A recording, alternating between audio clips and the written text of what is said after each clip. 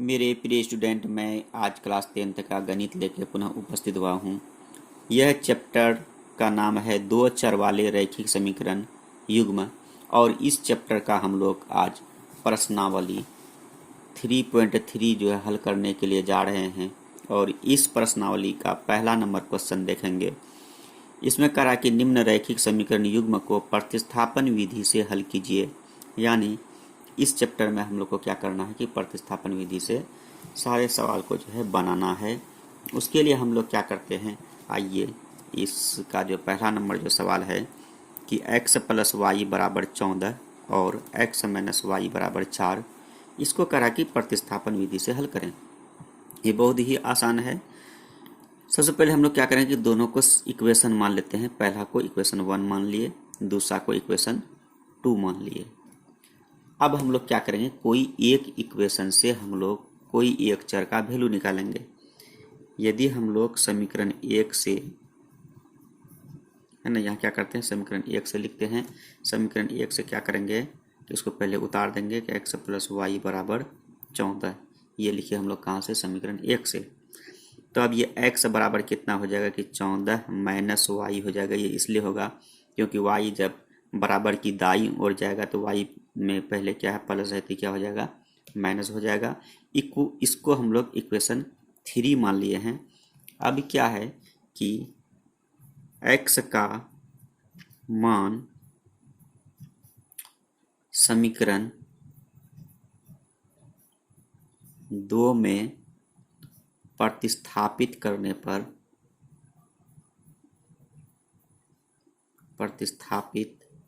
करने पर यानी इसका मतलब ये हुआ कि यदि हम लोग जो है x का वैल्यू 1 से निकालेंगे तो 2 में प्रतिस्थापित करेंगे, और अगर 2 से मान निकालेंगे तब क्या करेंगे, 1 में रखेंगे, है ना। यानी इसमें क्या करते हैं, उल्टा करते हैं। तो 1 हम लोग किससे निकाले, हम लोग 1 से निकाले हैं, तो इसलिए किस में रखेंगे, 2 में रखेंगे। तो 2 हम लोग के पास क्या है कि x - y = 4। ये इक्वेशन 2 है हम लोग का। अब x का वैल्यू हम लोग क्या लाए हैं कि 14 - y, यानी x के स्थान पे हम लोग क्या करेंगे, 14 - y लिख देंगे। ये -y है, -y देते हैं, इक्वल टू कितना है, 4, तो 4 भी लिख दिए। अब ये 14 - 1 - y, यहाँ पे 1 - y है, तो कुल मिला के कितना हो गया, 2 - y हो गया, -2y बराबर कितना हो गया, 4 हो गया। तो -2y बराबर कितना हो गया, 4। ये 14 जो बराबर की उस ओर लेके जाएंगे तो ये कितना हो जाएगा कि -14 हो जाएगा। यानी -2y इक्वल टू कितना हो जाएगा, 4 में ये 14 है ना, घटेगा, यानी उल्टा घटेगा, तो ये हो जाएगा -10। यानी 4 प्लस में है और 14 माइनस में है। 4 जो है अदा कर देंगे तब भी हम लोग के पास क्या होगा कि 10 जो है कर्जा बचेगा।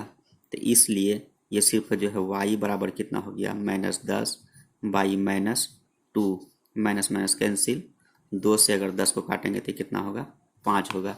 यानी y का वैल्यू कितना हो गया, 5 हो गया। अब हम लोग क्या करेंगे कि वायु का वैल्यू को, यानी y का मान को समीकरण 3 में रख देंगे। y का मान समीकरण 3 में रखने पर तो समीकरण 3 क्या है, x बराबर है 14 - y, यानी ये 14 हो गया, माइनस y की जगह क्या देंगे, 5 देंगे, क्योंकि y का मान 5 है। अब जो 14 में हम लोग 5 घटाएंगे कितना आ जाएगा, 9 आ जाएगा। अब लास्ट में हम लोग लिखेंगे कि अतः x = 9 और y = कितना, 5। ये हो गया आंसर इसका 1 नंबर का। इसी तरह जो है इसका हम लोग जो है 2 नंबर देखते हैं।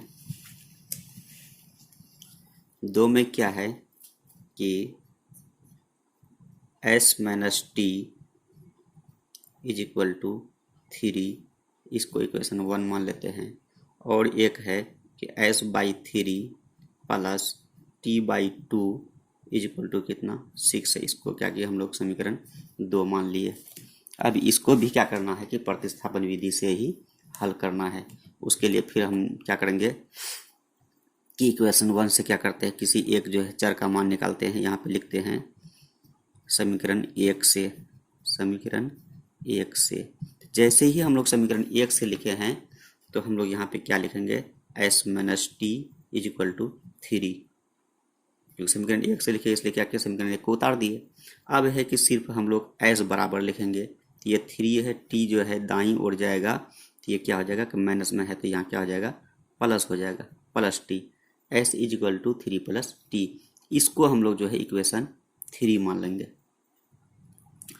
अब क्या है कि s का वैल्यू को, यानी हम लोग लिखेंगे कि s का मान समीकरण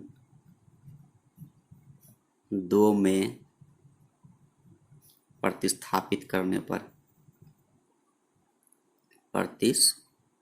प्रतिस्थापित करने पर तो 2 क्या है, 2 है s/3 plus t/2 is equal to 6। ये है इक्वेशन 2। ये नियम है कि यदि हम लोग जो है s का मान 1 से लाएंगे तो 2 में रखेंगे, और अगर कोई लड़का s का मान 2 से लाता तब क्या रखता, वो 1 में रखता। अब क्या है कि s का मान हम लोग कितना निकाले हैं, 3 प्लस टी। तो यहाँ पे लिख देंगे s के स्थान पे 3 प्लस टी बाई 3, मान रख दिया plus t/2 is equal to कितना, 6। अब ये 2, 3 और 2 का हम लोग क्या करते हैं, एलसीएम ले लेते हैं। तो 2, 3 का एलसीएम 6 हो जाएगा। 3 से 6 हम भाग देंगे तो 2 आएगा। 2 से क्या करते हैं, हम इसको गुना कर देंगे, 3 प्लस टी। इसमें क्या होगा कि 2 से पूरा में गुना हो जाएगा, प्लस फिर जो है 2 से 6 में भाग देंगे तो कितना आएगा, 3 आएगा। 3 इंटू टी, तो ये 3t हो जाएगा, बराबर कितना है, 6 है तो 6 डाल देते हैं।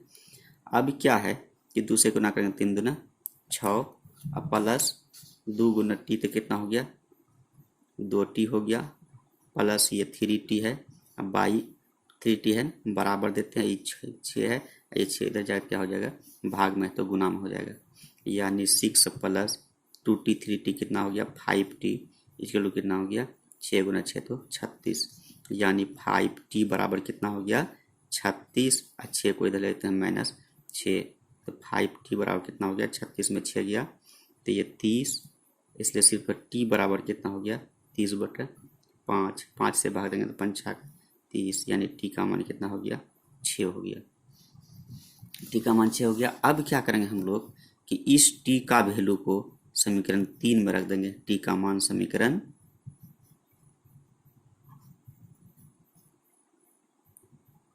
3 में रखने पर, जब 3 में हम लोग t का मान रखेंगे तो s निकल जाएगा। तो ये 3 क्या है कि s equal to 3 plus T, ये इक्वेशन 3 है।